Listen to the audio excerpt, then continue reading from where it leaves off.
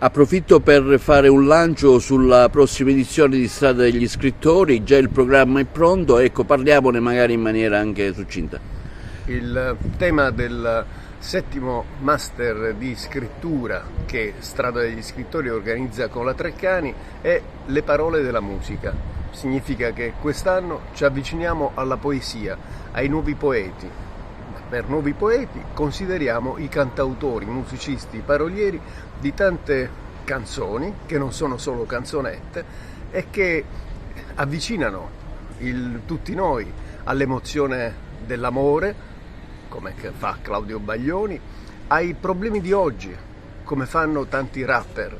E allora c'è uno spettro di indagine e di analisi abbastanza ampio che affronteremo con tanti cantautori, artisti, editorialisti, scrittori, tutti al Polo Culturale San Lorenzo di Agrigento dal 27 agosto al 3 settembre e poi la sera, un festival con tutti i cantanti e gli autori che interverranno ogni sera per rivitalizzare il centro storico di Agrigento.